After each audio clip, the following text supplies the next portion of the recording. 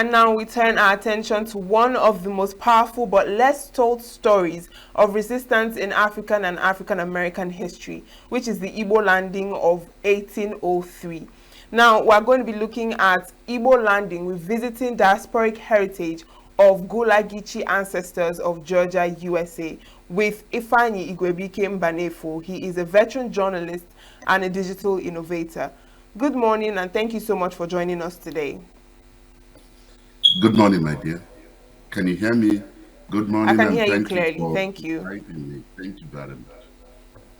Now, talking on the Igbo landing, it's one of the most powerful stories in the African history, and there are different records or different versions of this story. So, for those who may not know, could you give us a general overview of exactly what happened at the Igbo landing in 1803? Okay, thank you very much. And yes, I think let me give a background. It is generally there are, a bit of controversy around it because of the origin of the story and the key parts of the story. But the story happened in 1803.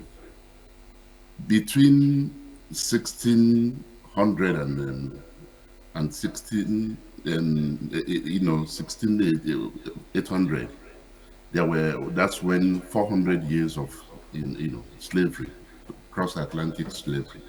And towards the end, this was 1803. That by that time slavery had become almost illegal and all that, and there were stories about why when they sent this ship to Nigeria, precisely Igbo land, the ship is called the Wanderer, and there's a confusion about whether they were really sold or whether they were promised to work in the United States.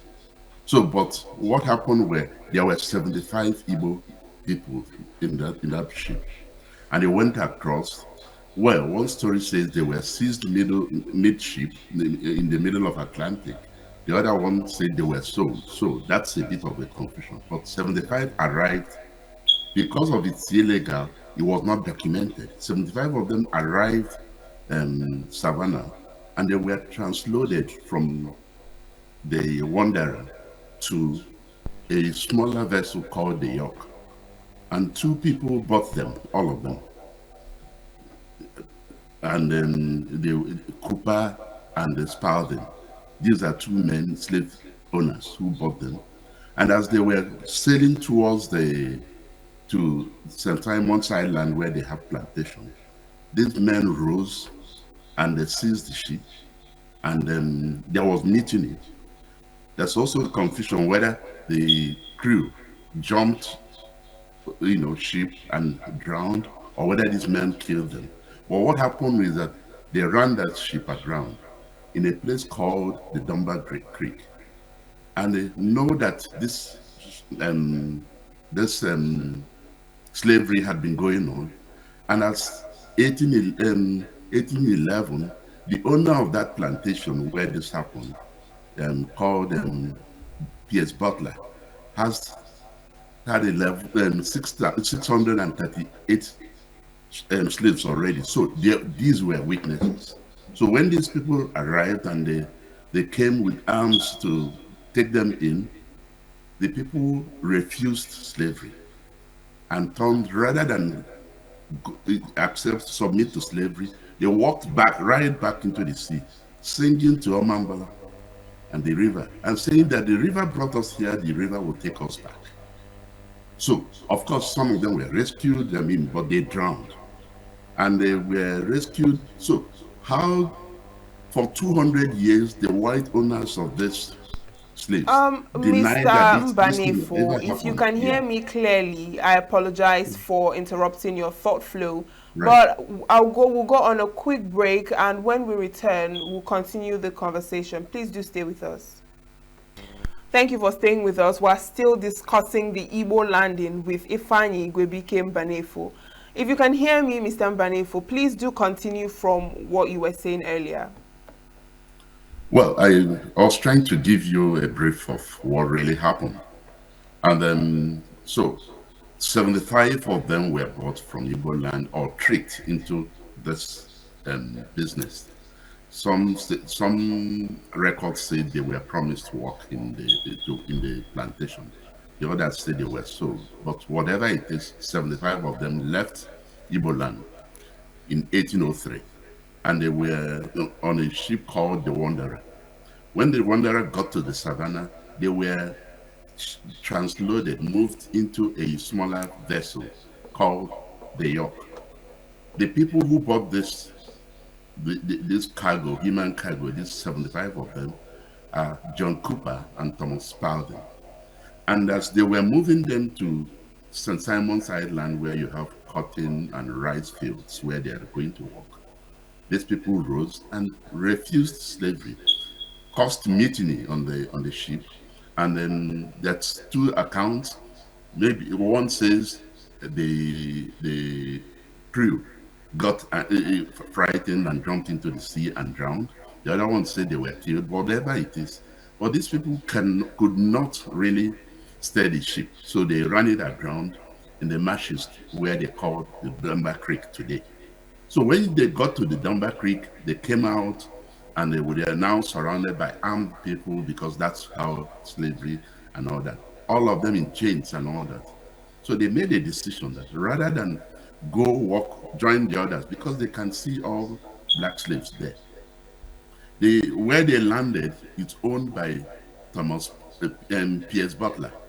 Pierce Butler is one of the original signatories of the United States Constitution. As at that time, he had about 23 slaves already on his plantation watching what was going on. So it wasn't, it's not fiction.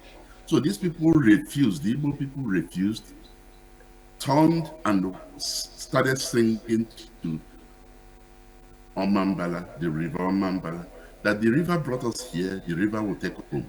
And they walked right into the sea and drowned.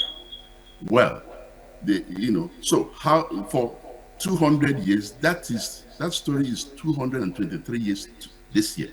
For 200 years, the whites denied it ever happened. The blacks who witnessed it, because some of them were saved, there were 13 bodies, and then, some records now said, that it cost the people $10 to rescue those they could rescue, and they considered it too expensive, so they allowed some of them to drown, because when you have made that decision. But it's a powerful decision of rejecting evil and saying, no, we cannot do this. So that story lasted for over 200 years. The Gullah Geechee, the people you call the Gullah Geechee, is a tribe that was formed by slaves taken from West Africa and Central Africa. So they got there, they don't have one voice. There are Igbos, Yoruba, Akan, Ibibio, Ijaw, all kinds of people there, down to Central Africa, Congo, and all that. So they can't speak one language. So they formed what they call the Gullah Geechee. That's their language. And you find these people predominantly in South Carolina, North Carolina, Florida, and Georgia. Those 4 low-lying states where you had these plantations. So for 200 years, these people the Gullah Geechee were passing that story down their kindred, their children. From one generation to another, this is what happened to our forefathers. Because among the Gullah Geechees, there are Igbos. And they preserve that story as Igbo story. And that is, something that encouraged them. But that story spread around the US, and you began to see more people trying to resist slavery.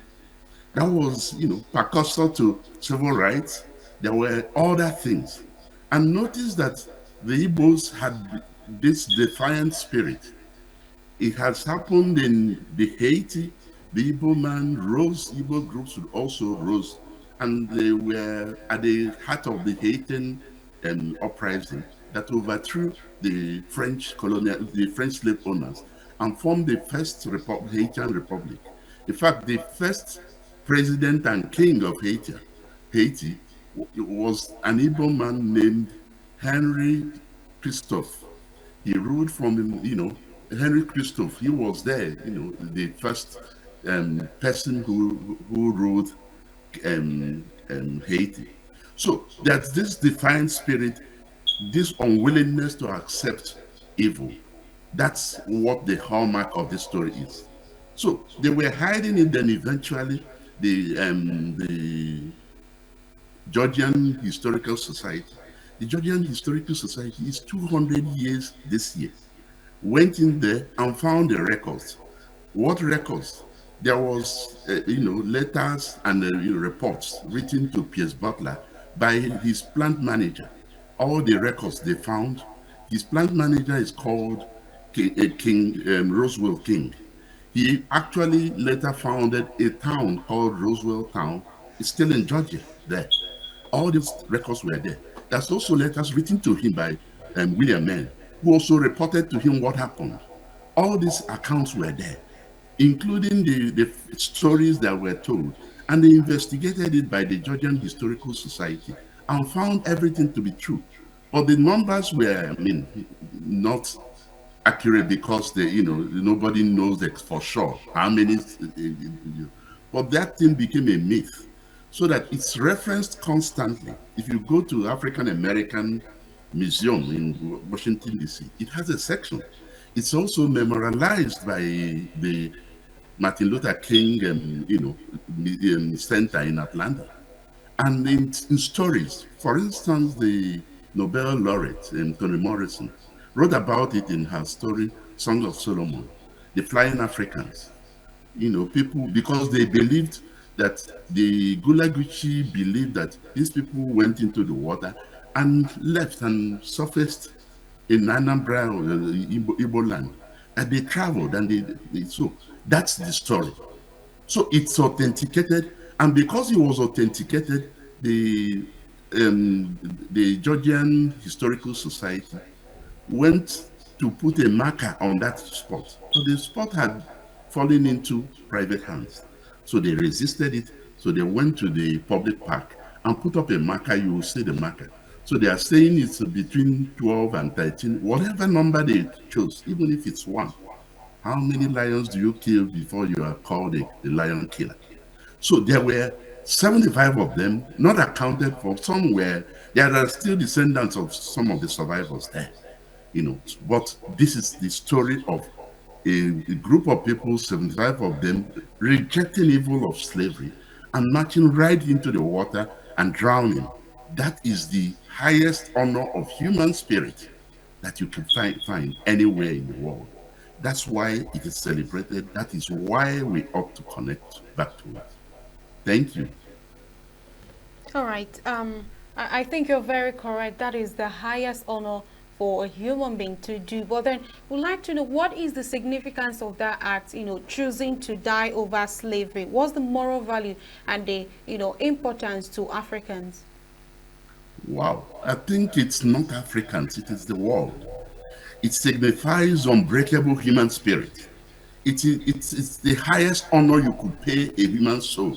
When a human soul defies evil, it doesn't matter, he's not waiting to fight it. He knew that this thing outnumbered him. They had no guns, they were in chains, but he refused to submit his spirit to this. He said, this is evil, I will not submit to evil.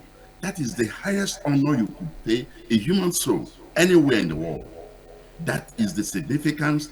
And it's also because it happened, it sparked the spirit of resistance.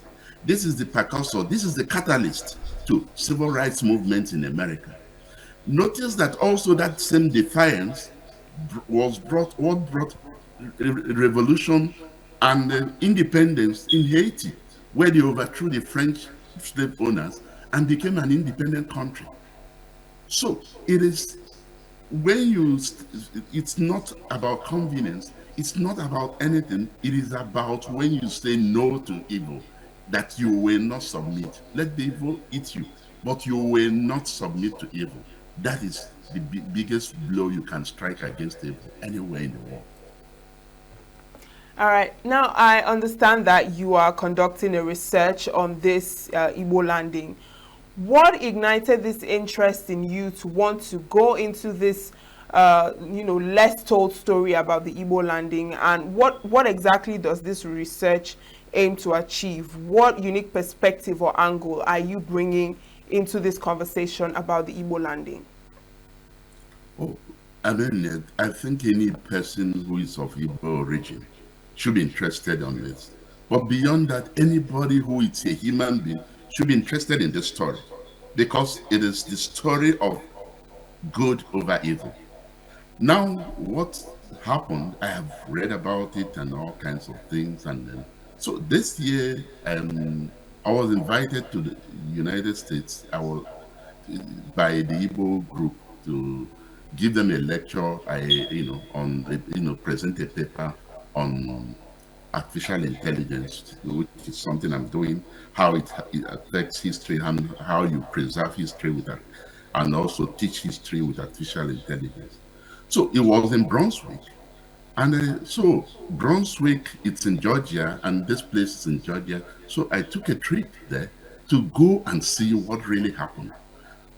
To my own biggest disappointment, I got there, it's bare, it's unremarked, nothing has happened. So I began to ask questions. I met with all kinds of people, the Gullah, Geechee, the whites, in fact, the commissioners on the island, the museum, the library, everybody who could tell me the story. I even went on a tour bus, and the driver of the tour bus got to Igbo landing and talked about it. A white man. This is where 75 people gave their lives, and this is the highest honor. He honored it. So I was like, what exactly? Why is this not known to us? Why is this not honored to us? So I took a deep dive. I went back to the public library in Brunswick, checked the microfilms to know what really happened. Went into took a dive at the Georgia Historical Society things, talked to all manners of people, including the museum. In the museum, there's a poster there in the museum that's captured when Dr. Ikedife, Dozie Ikedife, who was Ohanese president, visited the island 2017. And they all sat down there and poured libation and talked about it. There were also somebody, Chukwuemeka Onyesu. They have these photos there of Igbos coming to pay homage. But we all go there and we leave not honoring this, because who are we waiting to bury our fathers? Who are we waiting to bury our ancestors? Not honoring them, it's another selling them away, giving them away for slavery. And I thought it touched me. So I began to make appeal. I wrote letters, and I got all those facts stated. But there are facts you can't get. Because the ship that brought them was illegal. You couldn't find the manifest and all that. But it's all stated in the letters, who the contract, how they were bought and all that. Those facts are known, and how they were transshipped and how this happened. Now I've written the governors of Southeast. I thought we need to mark it, because these are our ancestors. We need to have some memorialization of that site. I spoke with the Gullah Geechee. There are at least 6 or 7 groups today working on how to do that, and we cannot be absent. It was the Georgia Historical Society told me something that pained me. He said the day they went to put the marker on the ground, they were looking for one single Igbo person to stand in for the Igbos. There were Gullah Geechee, but they wanted a full-blooded person from Igbo land, and they couldn't find anywhere. So this marker you're looking at was planted without one single Igbo person there. These are white people honoring our ancestors. It is time we wake up, because we have been looking, treating our history without respect. We need to reconnect with who we are. We have heroic ancestors. We have all kinds of, and I've written and called and reached out to all kinds of Igbo people I know. I've written to all the governors, and I started reaching out because these people need to be honored. The world has honored them. Beyonce had even sang about them. If you look at the video Lemonade, she sampled it. If you have ever watched the Panthers, the Black Panther movie, you will see where they reference the line and say, my ancestors chose death in the river over evil. So it's been captured around the world. When do we need to plug into these people?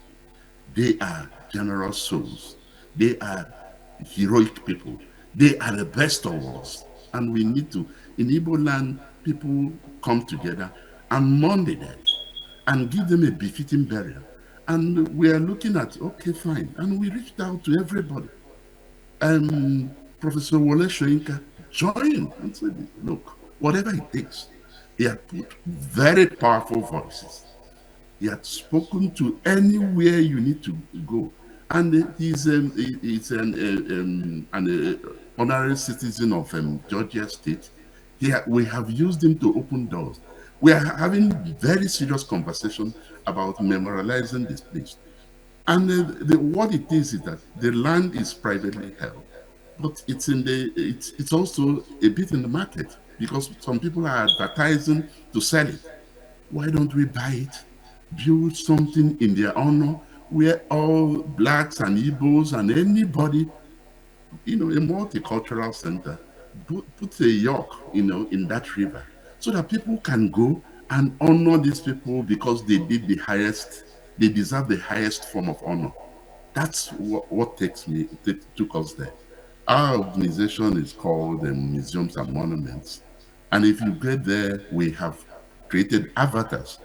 So our avatars, you can log into that and have a conversation, immersive and interactive conversation with any of the characters who were in Nigerian history. Zik, Awo, Ojukwu, Nzogu. You can ask them any question.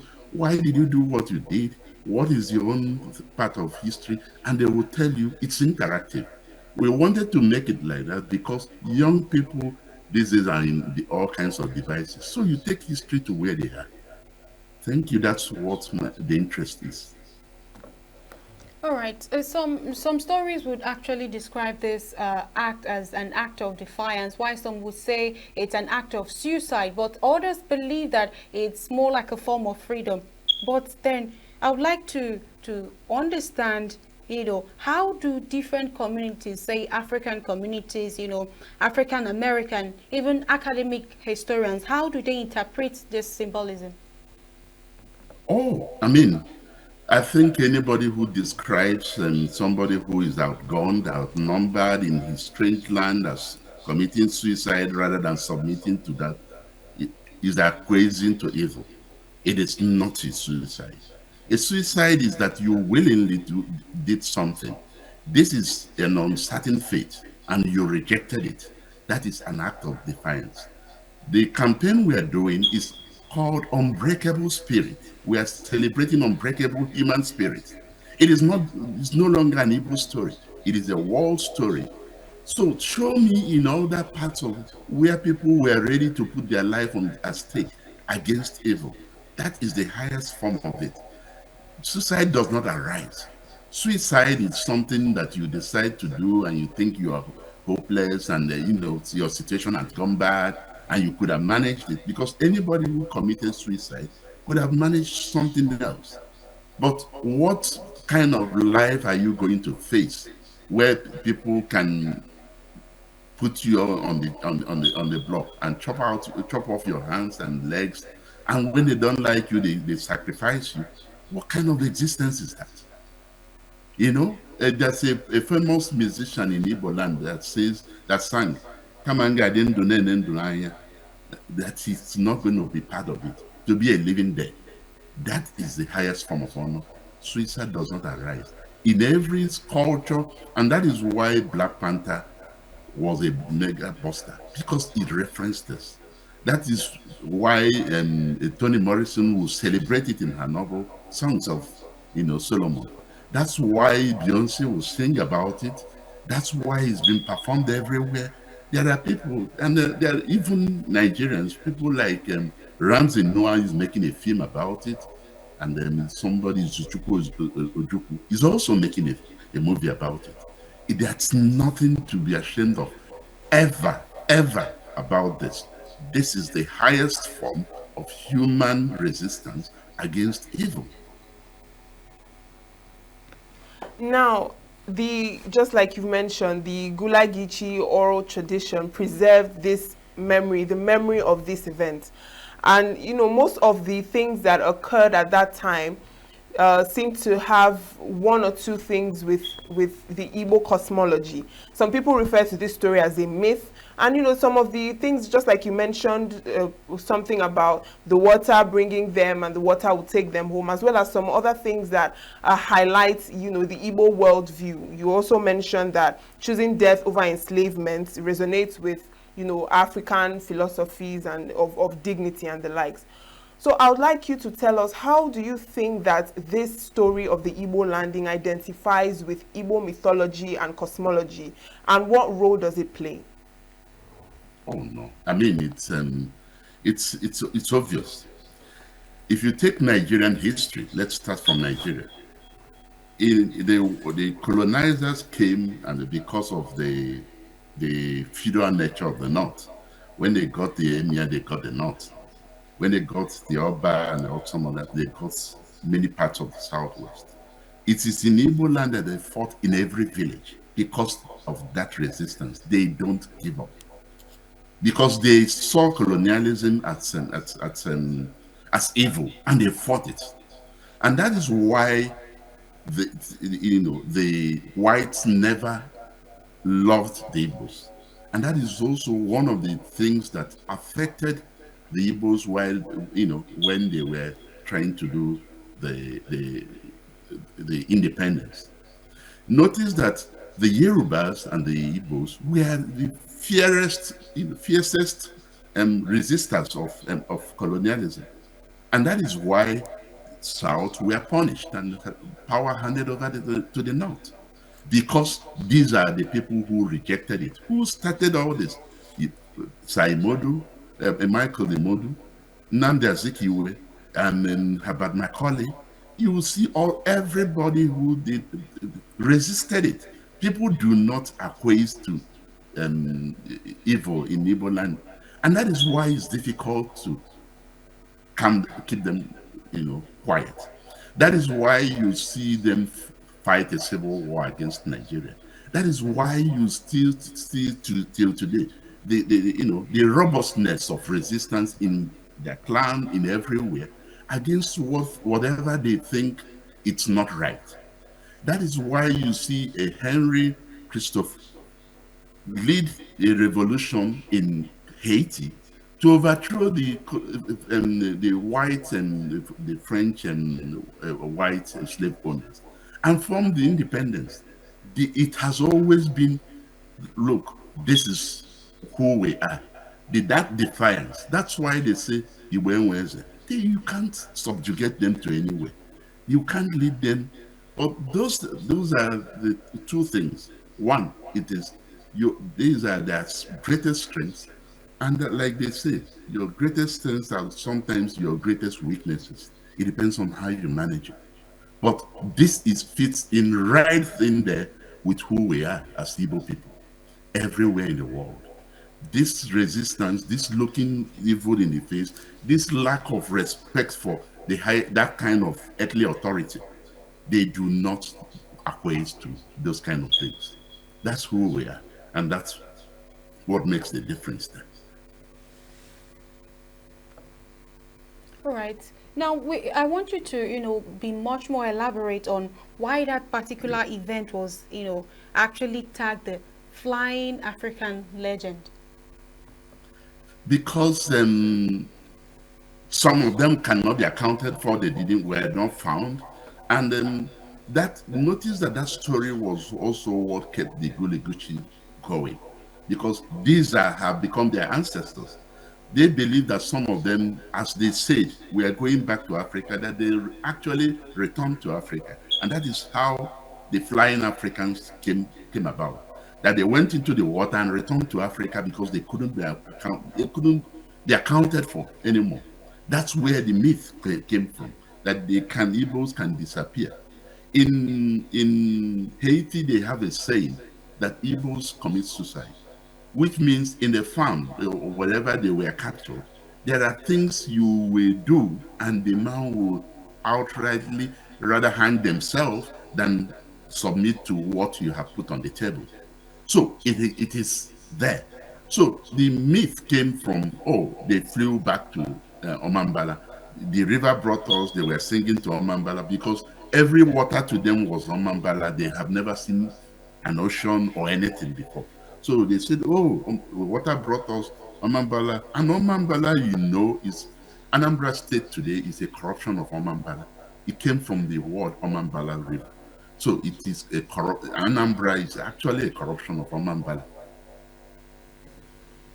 All right, like you said, you just mentioned about the Omambara, but then there is a claim that there are, spiritual things that are tied to that single act. People, in diaspora or even in Nigeria, some say that there are spirits there, and when people go close to that particular river, that they hear voices, things come up, that even spirits are moving there. So I would like you to be much more, to tell us the spiritual connotations or the spiritual interpretation of what went down there. Look, it's beyond human comprehension that 75 people will hold hands and walk into the river and drown. So there are things attributed to it. I have been on that land several times, within that, walked around it, and a lot of it is privately owned. So you have to take permission from the owners of the land. Things like that are not really true, but those are the stories. You create myth to instruct, to give hope. And those myths were created around it by the Gullah Geechee to give themselves hope. Imagine you were yanked up from Africa and you have lived there for like 4 centuries and you have no hope and all that. It is your story that carries you forward. It is your story, the strength of your story, that gives you courage. It is their story that gave everybody courage, that some things can happen. And it is their story that gave people courage that one day they will be reconnected back to Africa. This is what we are trying to offer now. This reconnection, this bringing back a broken bond of brotherhood. Listen, that the fact that we are, some of us, in Nigeria and all that, just count ourselves as lucky. We could have been in that time. We could have been part of these slaves. We could have been transported. Achebe used to say that, wrote that those whose palm kernels were cracked by benevolent spirits must not forget to be humble. That you're not part of this. I am not part of this. It's only by God's providence. Nothing those people did. They were either sold or deceived. Any of this can happen to all of us. But we also need to take a very serious pause. If they were deceived, that means more than 200 years ago, there was an allure, there was a better, hope of better life in the United States than in Igbo land where they took off from. And that is why they went to work in that plantation. Imagine 200 years after, precisely 223 years after, if you bring a ship to Igbo land or to Lagos or any of those seaports and say, people, if you want to go to United States without a visa, without payment, enter the ship. I can bet you that ship will sink right there with human cargo because everybody wants to escape. Does that give you a pause? At 200 years after, we are still where we were. We haven't improved ourselves. The things are getting worse. When are we going to do things and begin to pay attention to who we are? Have we betrayed our race? It is time to take a pause. This story asks you to take a pause. that your ancestors moved from here to there for a better life, and today you are seeking the same journey for a better life. How long, when will you reverse this thing? If we have done better in 400 years, probably we reverse the trend and the Americans want to come to Nigeria. It's not going to happen soon. So we need to sit down, all these things. And also we need to connect back to our history. One of the biggest, shame we have in Nigeria is that every government, every regime, every governor that comes on board thinks history starts with him. Nobody connects with yesterday. I am from Anambra. Badiniju left, Ngige came, as if Anambra started on the day Ngige came. Ngige left, P2B talks, it looks like Anambra started from the day P2B came. P2B moved. Albiano started talking as if Anambra, everybody starts afresh. So we have spent 65 years of nationhood laying foundation. When are we going to build on this? Everybody is gone. But we have heroes, we have had heroes. People like Louis Ojukwu, people like Michael Opara, who sat down and said, everybody sit down, and they designed a model, an economic model for the Eastern region, which gave it the fastest growing economy in the world. We have great men. It's time we reflect on ourselves and do some introspection. What is holding us down? And connect back. Because if you don't know your history, if you don't know your connections, you're not going to go anywhere. So it is important to tell the person coming, you are not the first governor of Anambra State or Imo State or Abia State or Ebonyi State. Build on what your ancestors have, your predecessors have done, so that we can have a continuous cumulative growth. Don't start afresh. Don't abandon the project they did yesterday because you have no sense of history. Either repeat it or start another one. No, it is time we connect. Does it not bother you that another slave from Igbo land was captured in Amiibo and sold to Bonny, and he rose and fought the Amanaba of Bonny and eventually went and created Opobo? And we say Opobo, we don't make the connection. He's that's Kenjaja of Opobo. He is an Igbo man from Amiibo who created Opobo. Today they say Opobo is an Ijo town. Nobody mentions the progenitor, the man who created it. How does it happen that an Igbo man creates a town and it becomes an Ijo town? Or why is the connection frayed? No, because you go to Amiibo, you go to his father's house. That's the kind of history we have hanging everywhere, hanging loose. We don't pay attention. You cannot start the world afresh. You must connect the connections, bring it together and make it holistic so that your children will know where you're coming from and where you're going. Achebe says, if you don't know where the rain started beating you, you will not know where your body got dry. But most powerfully, Professor Soyinka said, the man dies in awe who keep quiet, keep silent in the face of tyranny. It doesn't matter whether the tyranny is his own or your own or everybody's own. Tyranny is tyranny. And people should speak up. That is why he's one of Africa's greatest living human beings. It's very interesting. We need to do that. It's very interesting what you've said about, remembering your roots, remembering your history, and building on the history of the forefathers to continue in the future. Now, you've met the Gullah Geechee people, and you've interacted with them, and just like you mentioned earlier, they are descendants of the Africans and the Igbo people who were part of that incident that happened back in 1803. Elements of language and food and music and spirituality, I believe the Gullah Geechee people still carry these Igbo and West African influences in what they do in their daily life. So Could you highlight some of the specific cultural practices among the Gullah Geechee that may have roots in Igbo tradition? Oh, the food, the music. I mean, they play the same instruments we play. Their worship, for those who do traditional belief, they believe in our gods. They might call them slightly different names because the transition of time. In fact, the voodoo thing in that Haiti is known for came from the belief that of the Igbo, Afar, and the stuff like this.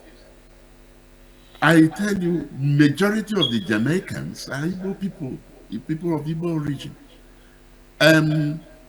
If you go into the Gullah Geechee, the biggest thing is that everybody is doing a DNA and telling you, I am 40% Igbo, I am 80% Igbo, I am 30% Igbo. That heritage is something they are proud of today. They are telling you the percentage of Igbo in them. And they are proud to wear it. That's the first thing they tell me when we sit in a meeting. I am 40% Igbo, I am 50% Igbo, this is my DNA. And I am undiluted 200% Igbo. My father, my generations and everything is Igbo. And I haven't got the same sense of pride, which is a shame that they have, the same level of patriotism, the same thing. And they are looking forward to this connection with Africa. In fact, the Sierra Leonean group, we got all the manifest of the chiefs. I can give you the website. It's all published in the website. But for people who were people in those chiefs and all that, it's available from the historical society. But who cares about them in Igbo land? Yet we contributed in transatlantic slave trade. The Bight of Biafra, now known as Bight of Bonny, contributed 15% of the slaves, and they, that were shipped to Americas. And over the 400 years, the estimates are about 10 million people shipped. So the enormity, and most of them that left from Bight of Bonny or Bight of Biafra, whatever you choose to call it, are Igbos, are Akans, are Ibibios, are Ijos. It's a cosmopolitan thing, that, and all of us are involved. But you go to America, you go to Gullah Geechee, and people are telling you proudly, wearing it, I am 10% Igbo, I am 50% Igbo. It is mind-blowing. All right. Do you think that the act, at the Igbo landing actually has a message for Nigeria today, particularly, looking at what is happening in the country, the hardship, the hunger, the insecurity, but then particularly in relations to unity, resistance, and cultural pride? What message does it have for us? I mean, it's that's a popular saying in Igbo land that Onya Turinu Kawaria Igwe Barulu. When you see the highest form of example and you do not want it. For instance, I mean, the young people have resisted, done answers, done all kinds of things, and our political leaders are living in affluence, and they don't have a shop anywhere. They don't have any business anywhere apart from our common business. They are living in affluence, and people are kowtowing to them in the churches, in public spaces. Have you ever attended an Igbo or a Nigerian event? It takes 30 minutes to introduce one soul who had never done anything in his life anywhere, who you can't. And that is why everybody who thinks he has become somebody in Igbo land walks around with a mopo, walks around with army following him, because that is the only thing that he needs to make himself feel important. If you are a big man, if you're a great person, you just need your art, you just need who you are to project yourself. You didn't hear people like Salou Ojukwu, Salou Mbanefo, Zeke of Africa, and Akane Ibiam, or those great men. that when they're traveling, their convoys don't end. They don't. That's not what greatness is all about. Greatness is that when they hear your name, greatness is integrity. Greatness is doing. Greatness is engaging on causes bigger than yourself. Nnamdi Azikiwe, when he returned, was one of the first graduates. He could have got a government job and had a damn good life. But he died right into activism. He died into colonialism, independence fight, and then he was bruised. And somebody like Ojukwu did not need to look at Igbo land. He was one of the richest in Africa, Salui Ojukwu. But he came, went to United States, brought Atodi Leto, and groomed young economists, and created that robust economy. And those young economists that worked with Atodi Leto, you can find them, people like Uku Ayoko, people like Dr. Chuokongu and all that. Those were people groomed from that thing. Who have you made? Who became somebody because you existed? Whose life was better because you existed? It's not how many people you intimidate off the road. That's not greatness. Greatness is looking at this, and also greatness is saying, look, I don't have anything, but I do not acquire to this. That is the measure of greatness. That's the lessons we can take from this. Now, would you say that there are misconceptions or some things that are being misunderstood, or even some, false or not completely true information surrounding this event or this story about the Igbo landing that people need to understand and get right? I think remember that at some point, Nigeria even yanked history of our curriculum. That is how stupid the whole thing had become. Because you don't want to know your history. We are very uncomfortable with uncomfortable history. And that is what drives you. Have you ever seen an event or anything where people say, do the proper analysis, root cause analysis, look at it and learn a lesson and say never again? Because unless you look at an incident of something and say, yeah, look, we can't go this again, never again. But you have to understand what happened. Now, those who are pretending it didn't happen, it's their problem because their sons are going into slavery. Imagine you have children and they're all Americans and they're all Canadians and they're all UK people. You have Amagechigo, that's nobody who's going to come back. We are repeating the same thing. But if we understood it and understood what happened and understood that this happened because of ignorance on our own part, this happened because of the evils that existed in our society where people could sell people, we could have begun to see this, begun to re-educate ourselves, begun to rearm ourselves morally and say, not enough is enough. Notice that today in Igbo land, there are still places that they have Osu, they have slavery, Ohu, Osu, Ohu. It is an abomination. It is scandalous that the people who were actually sold are free in America, and people who were not sold are still walking around with stigmas.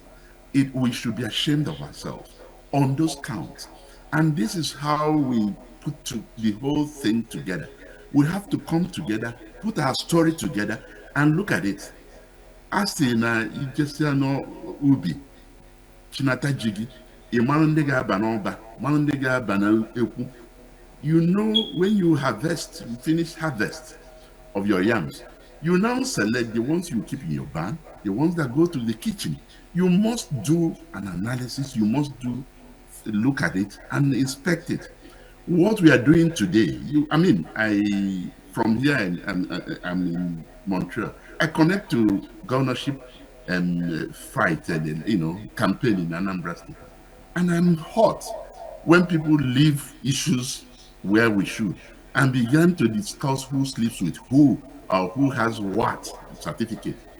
Those things are nothing. It does nothing to anybody. If all of them have PhD, if all of them are professors and nothing has happened in Nigeria, or in Anambra State is a shame because your knowledge was not working. I think it's time they pay attention to the issues we have and see where we can move. In Igbo land, the southeast, we can become California, like California of Nigeria. You can become anything if you sit down and say, look, this is the problem, and this is the solution, and this is the pathway. It calls for reflection. We are too impulsive, we are too unreflective, and we do not pay attention to our history. And this is what our history is staring us in the face. Are we waiting for the world to also come and bury our, bury our ancestors? It is not good. If you can hear me, we want to apologize. This is where we'll have to cut you short on that conversation. Thank you very much. For I appreciate my this morning. Bless you. Thank you very much. Bye. Now over to you, Uche. I really enjoy that conversation on the Igbo landing. It's very, interesting hearing about our history and, going in depth to actually understand what went on at that time. Did you enjoy the conversation? Yes, I did. Even the significance, the imperative, I was wowed. Yes, of course. Well, that is it for our morning show this morning. Thank you so much for staying with us, for starting your day with us. And make sure to keep watching as we have more packages coming your way. I am Uchenna Chimdi Oluoha. And I am Lilian Wale. Do stay with us.